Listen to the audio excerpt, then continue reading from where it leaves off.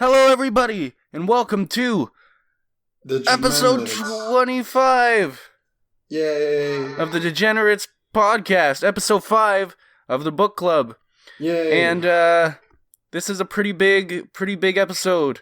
It's a big achievement, and next week is a big achievement too. We have our 25th episode anniversary today, and next weekend we're doing our 6-month anniversary. So this is a pretty big 2 episodes. You don't want to miss this. We're gonna have an art contest. If someone can draw, cause like basically the picture for our podcast has just been these little shitty drawings that I've done.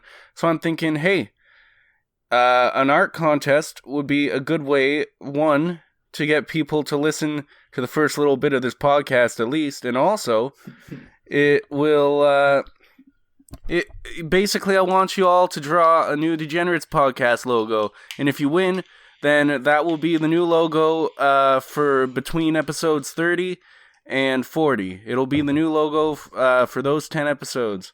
And also, I'll give you $100 or something for the art. It's like a commission. It's a commission for your art. And I'm also going to make a separate video too later where I talk about the art contest. Yeah. But yeah, we're having an art contest. And now let's get into the book club. Whoa. Mike, what book did you... Oh, also Blue Collar isn't here. Yeah, Blue Collar can't read, so that's what... Yeah. He can't read books. He was just talking about books last time. Yeah, but he can't. He's not He here. just listens to them on Audible. He's not here because I wanted to get his audio on a different... I wanted his audio separate and not recorded from the Discord call, and he never showed up to test it, and that's why he's not here. But hopefully we can test it before next week, and then he'll be back, hopefully. And now, Mike, tell us about the book that you read. Okay, so I didn't read full books. I read parts of books. What were they called? Say the title of your book, and then I'll say the title of my book, then you go into your reviews. Yeah, okay. So I read a little bit of The Birth of Tragedy by Friedrich Nietzsche, and I also read a little bit of Psychological Types by Carl Gustav Jung. Okay. And I read Stephen Hawking. Whoa. History of Time or something. That's awesome.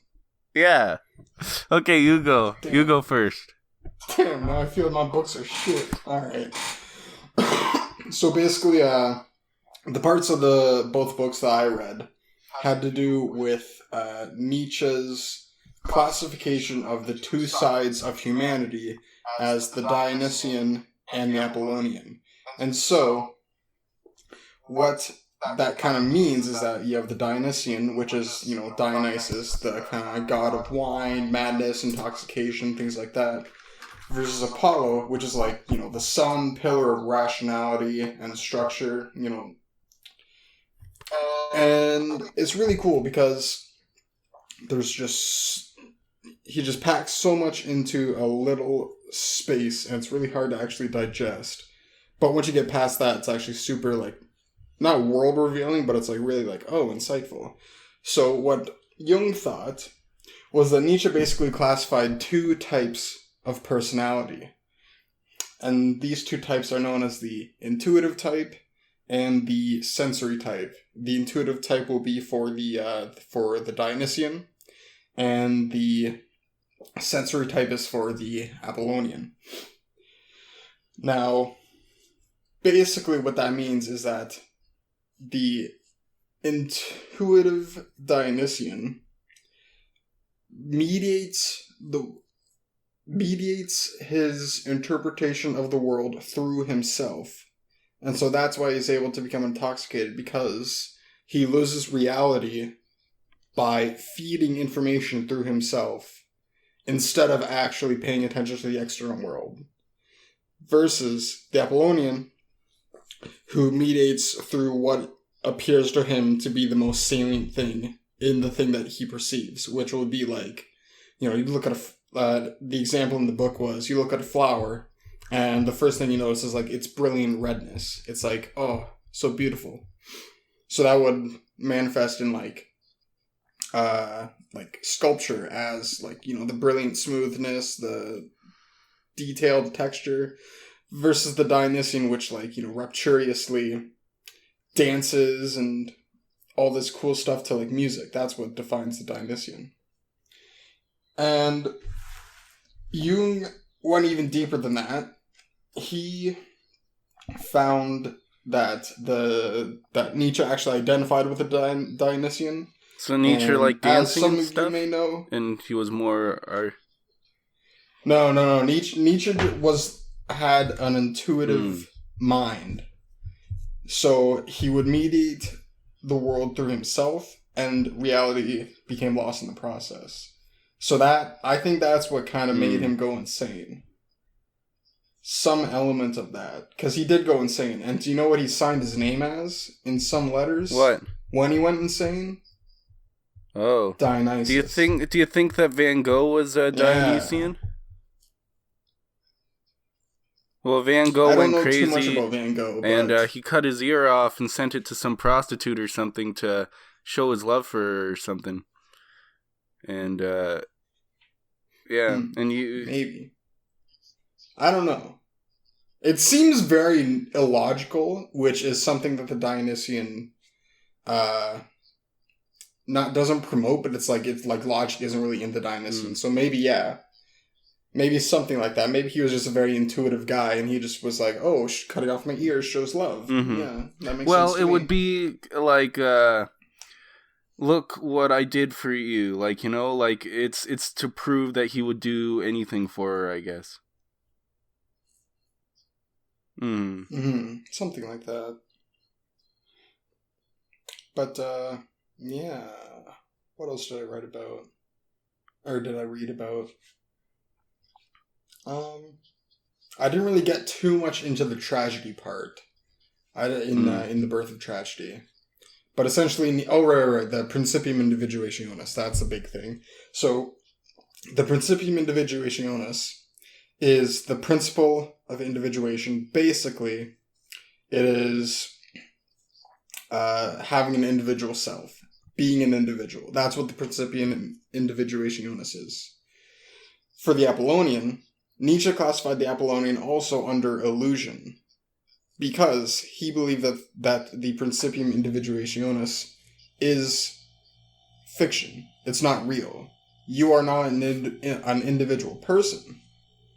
But the Apollonian facilitates you thinking that you are an individual. And Nietzsche said we need this part of us, even though it's wrong. Versus the Dionysian, which is like, I think it was described as terrifying and rapturous delight at tearing down the Principium Individuationis, which is, just basically dissolving, the self. It's like ego death or something along those lines. And so I actually kind of classified the Dionysian, because Dionysian is possibly stems from a mushroom cult. Like Christianity. Or like psychedelic cult. Or at least the beginning of Christianity. Yeah. You saw those, Christian paintings of the tree of knowledge, the mushrooms. No, I'm talking about like in the very early beginnings of Christianity, like the first 300 years probably. At church, they would eat these mushrooms, psychedelic delirium, Amanita muscaria mushrooms, and it's the reason that they're legal is because of their tie to religion, and the only place in the world that Amanita muscaria mushrooms are illegal is in Israel, and that was to it was to stop people from practicing Christianity.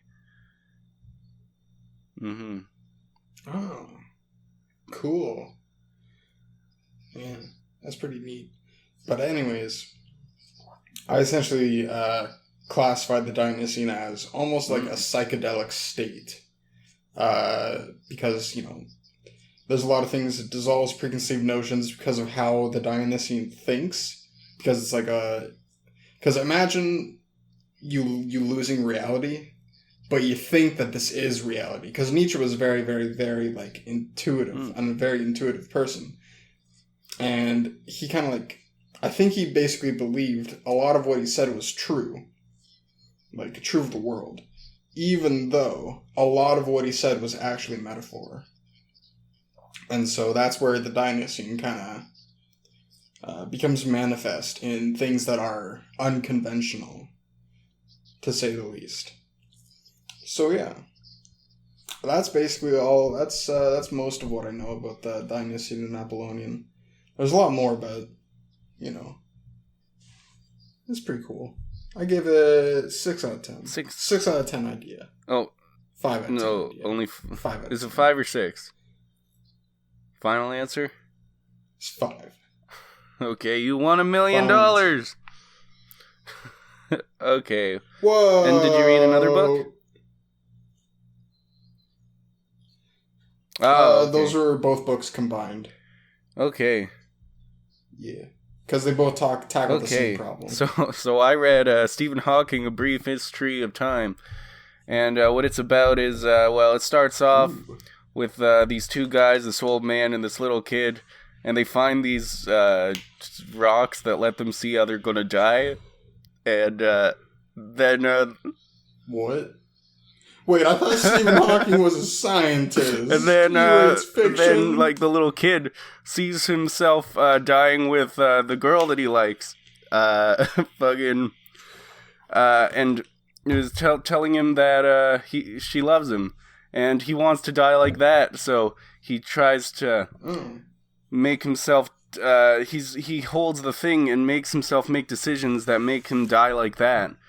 And the old man tries to get him to stop through the whole episode, but then the little kid turns into this giant monster, and they gotta kill him.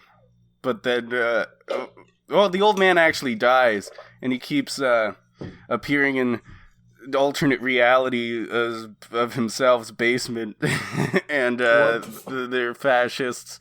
They're always fascists, and he's gotta run away from the Nazis and shit. Wait. Did I say that I read Stephen Hawking's A Brief History of Time? I think I messed up. I think I was accidentally watching the new season of Rick and Morty. I get those two things mixed up all the time. Oh, fuck. Oh man, they're so similar. Oh my god. So... You need a very high IQ to understand Rick and Morty. Have you? Yeah, okay, so I'm gonna review the first few episodes of the new Rick and Morty season. Did you see it? No, I was hoping you would have saw it, and then you would have you would have got the joke don't have fucking time, quicker. Dude. I think I got the joke like almost instantly, but yeah, because I watched a video about this exact topic. Well, yeah. So I was hoping we could do a Rick and Morty thing together, but you haven't even watched it. Well, I didn't tell you to, so. Oh well, I just assumed everybody was watching it because it's the best show ever. No. I actually didn't like that first episode much. Stupid. And then I only watched the next 2 so that I could do this joke on this podcast where I said I was reading a smart book and it was just Rick and Morty. So I did watch the next 2 episodes. Nice. And the second one I didn't like. It was all about Rick wanting his own spot to poop. So he has his own toilet on another planet, but somebody else pooped in it. And then he's chasing the guy down. And it's all about poop and stuff. What? It was really bad. I didn't like it. Ew. And I liked episode 3. Episode 3 was the only one that I really liked. and it's because of how deep it got. It was all about... Fuck, now I can't even remember what it was about, but I remember really enjoying it. I remember I enjoyed it. Morty out of 10 for that one, but shit out of 10 for the second one. And, the 5 out of 10 for the first one. Well, okay, I gotta fucking remember what the hell that one was about. I'm gonna look it up. Man. Yeah, look it up, dude. But yeah. I also started reading... While you look that up, I'm gonna talk about what I'm reading next. So, I'm reading more of psychological types. I'm reading The Type Problem in Poetry. And so what that is looking at, it's looking at Prometheus and Epimetheus? I think it's Epimetheus, yeah. It's looking at that story, and it's kind of analyzing it.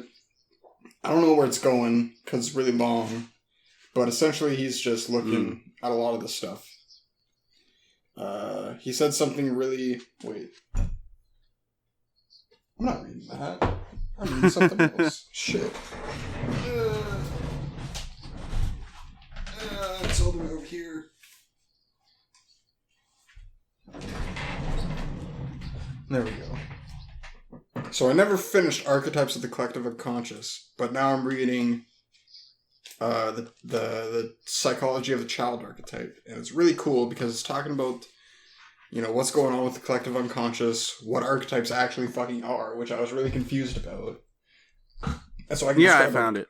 Wait, have you found it? Yeah, okay. It was a heist episode. Okay, Morty's writing a heist movie, and basically it makes fun of heist movies and how everything is a double cross, and it gets really deep with its double crossings. And, like, Rick hires a heist team so that he can get into the heist building. And then that's the only thing that he hired them for. So once they get into the building, he just leaves them. But then once he leaves them, the other heist guy who he's trying to outsmart hires them. And then they go and do a heist. But Rick, that was all part of Rick's plan. And Rick had hypnotized them into into stealing the thing for them. And then it turns out that it was all part of the other guy's plan, and he had switched the robots around, but Rick had switched around the motherboards that were inside of the robots already, and and it was just it was, I thought it was really funny. And yeah, I don't like heist movies, so I thought that it was a really good parody of that. See, the thing is, you can make your character appear smart as fuck just by retconning shit that happened. That's all they're doing. They're just retconning what happened. And that's how they look smart. It's like, well, I actually did this in the end. You did that. In the end, and then a flashback. And then in the end, it turns out that the whole thing was just a way to get Morty to not sell his heist movie to Netflix. And it ends up working. And at the end, Morty's like, yeah, I don't think I want to sell my movie to Netflix. I think that I just want to do adventures with you forever. And then Rick's like, yeah, that's a good decision made entirely by you. Because Morty's mom wasn't letting Rick force him to not do the Netflix thing. So he had to come up with a way to make Morty decide it on his own. Yeah. Very roundabout way. Yeah, that's actually a really big thing in fucking magic, dude. That's fucking really cool, because you can actually, like, cue because, like, there's a lot of, like, research about cues, like, unconscious cueing in psychology, and that's something that's really fucking interesting, because basically what will happen is the magician will be talking about some shit, maybe he'll be lying, who knows, but then his hands will be doing something else, and then if you follow his hands, you can actually see parts where he actually cues you with his hands. So to get you to think about shape, he'll make like a quick triangle with his fingers. And you won't even fucking notice it. but it's still there, and your brain is like, oh shit, I saw a triangle. That's like the most recent connection. That's like the most easy connection. I'm just gonna say triangle. And it's like, oh shit. The most easy connection is a pretty cool. triangle. Yeah, you can also do like word pairs and things like that, but word pairs are might as well boring. do shapes or colors or something. They're cooler. Yeah. Or actually, I think there was I watched a video. There was this guy, and he was hired to make an ad. And on the way to go to the place where he makes the ad, he was queued with a bunch of storefronts because they were on a bus. And all the storefronts had shit in them that he put in the ad without even fucking realizing it. That's really weird. Yeah. So it's a very powerful effect. Yeah, I think that there's a lot of stuff like that in like our normal everyday lives that we just don't think about. Yeah. Yeah, exactly. Well, you can't think about it. It's really hard to... but the entire basis of psychoanalysis is making the unconscious conscious, which is why I'm so interested in it. That's like so what meditation does or something. And they say psychedelics do that, maybe. But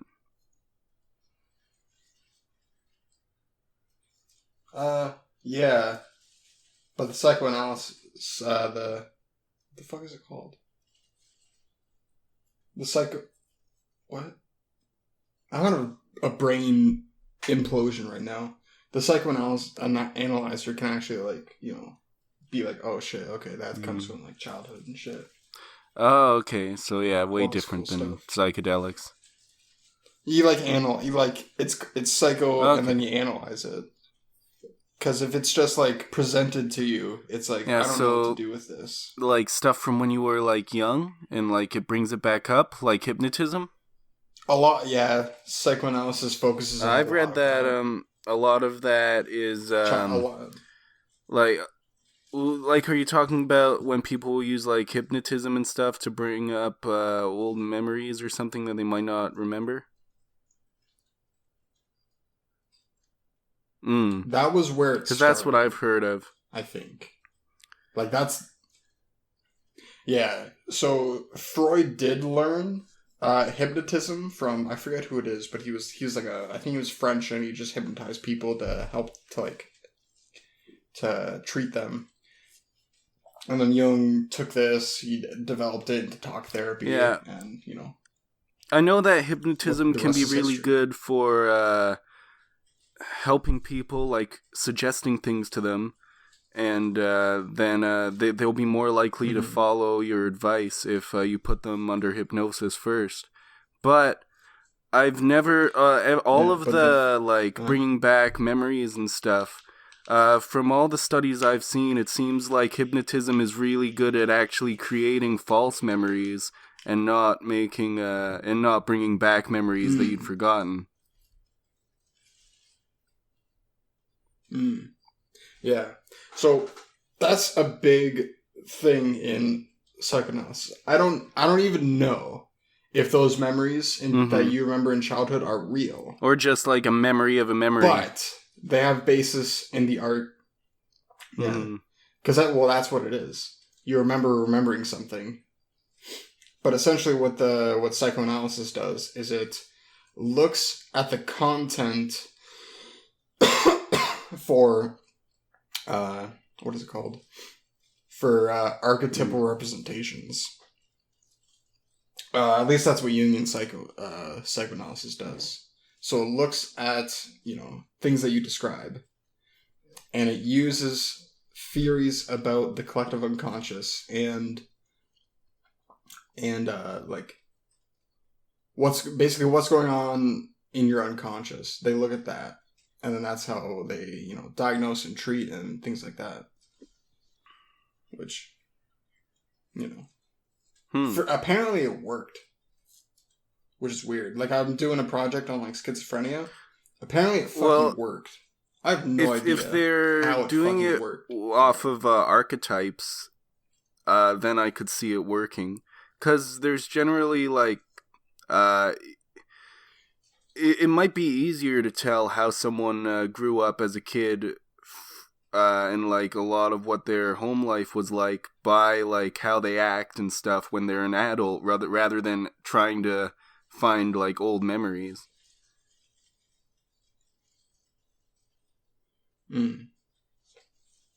Maybe, yeah. It's really fucking weird. I don't know everything about it. I don't know anything about it. I've only scratched the surface. I'm just saying what I think I know, which could be entirely wrong. It sounds plausible, but then again, sometimes things sound plausible when you don't know anything about the thing, and then when you find out stuff about the thing, it turns out it's not the way it is at all. Yeah. It could even just be the thing that's like any psychotherapy at all is better than no psychotherapy. Could even just be that. But yeah. Let's stop talking about fucking psychomonology. What are you reading next? I have no idea. I haven't read any books since the last book club, and that's why I brought in Rick and Morty. But I'm moving back in with my parents in a month, so I'll just read one of their books off their bookshelf. And then... Yeah. I'm asking... Shit, I'm gonna pull up my book list. There we go. I'll read an Irvine Welsh book. So, I love him, and my dad has like all of his books, even the new ones, and I haven't read one of his new books for like 10 years, so I'm gonna read one of those. Those are great. What is it about? Yeah, it's fiction. Have you seen the movie Trainspotting? Okay. Well, it's based on one of his books, and it was pretty popular because it was about like heroin, and it's like another one of those drug movies, like, and there's a new book with the same characters, and this is after the sequel, and by the sequel, each book is set like 10 years apart. By the sequel, they had all quit heroin. Like 10 years, except for one. One of them was having a really hard time with it. And one of them had died from it. I think you've talked about this before, in the, actually. Like, second sequel that's set like 20 years after the first book, it's called Dead Men's Trousers. And you know what that means, right? Huh. I know, Dead Men's Trousers. Shits himself? DMT. Yeah, it's the same characters, but they start doing DMT. And I flipped through the book, and it's really cool, because every time that they do DMT, the book turns into like a comic book thing. It goes from being like the printed word to being like a comic book with all these trippy illustrations and shit.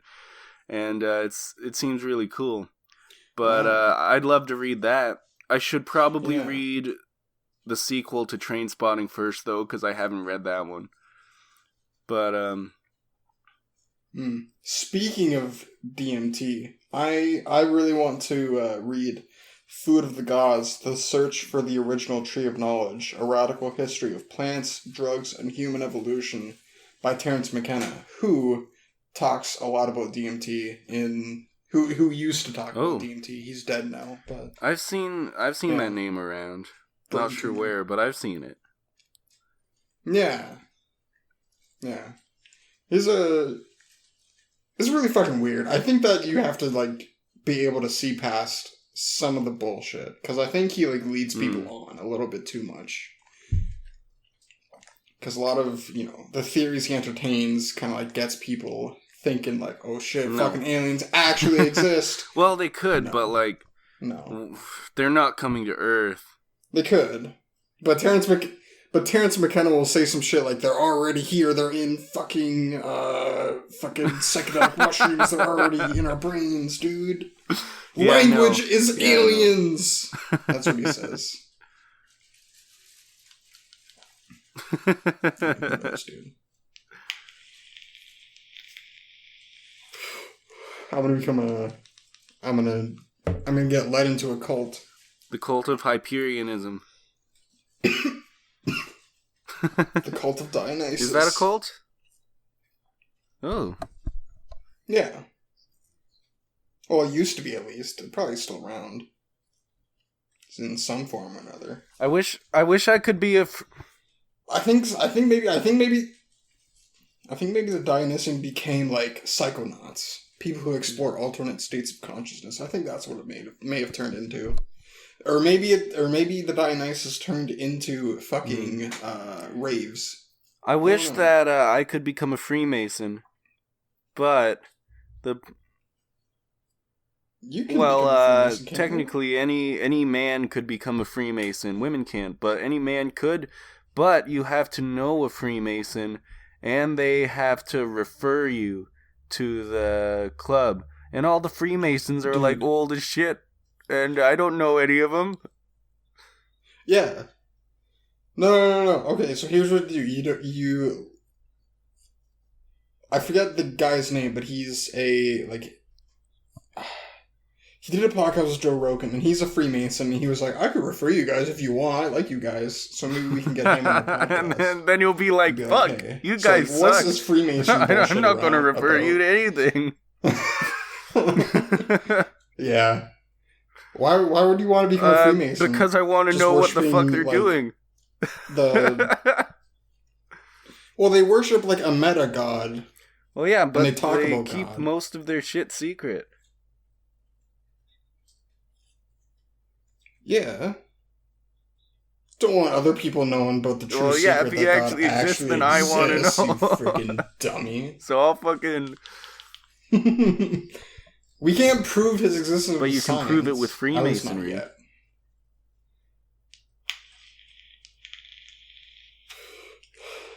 No. Okay, well... I don't know. I think it's basically just like a men's club. But that would be fun, too. I don't fucking know. And I think that's the end of this book club. So you gave yours 5 out of 10? 5. Yeah, the idea itself a 5 and out of 10. I gave episode 1 of Rick and Morty season 4 5 out of 10. I gave episode 2 a shit out of 10. And I gave episode 3 a Morty out of 10. Yeah. And Morty is greater is than worse shit, than nothing. Correct? That episode was so bad. I can't... Morty is better than 10. Morty's better than shit. Shit is worse than nothing. Whoa. But... I wouldn't give Morty that kind of power. I'd make Morty like 0.5. No, I love Morty. Morty's better than Rick. I'm on Team Morty. Okay. Neato. You freaking degenerate. Alright. Thanks for watching this episode and of the don't Degenerates forget podcast. To draw some art logo for episode 30, which is like 5 weeks. Or wait, it'll be... The contest will be open for 2 weeks from when this comes out, and then we can do a pick on like episode 28 or 29 or whatever, and then it'll come into effect on the 30th episode. Yeah. Them's the rules.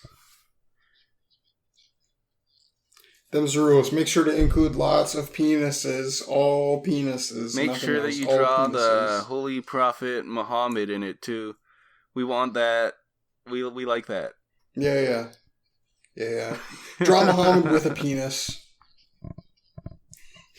Or actually, no. Don't draw Muhammad with a penis. Draw him with a vagina. Yeah, that'll really get their goat. Get a shot.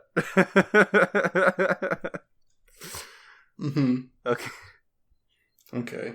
Thanks for watching. Bye.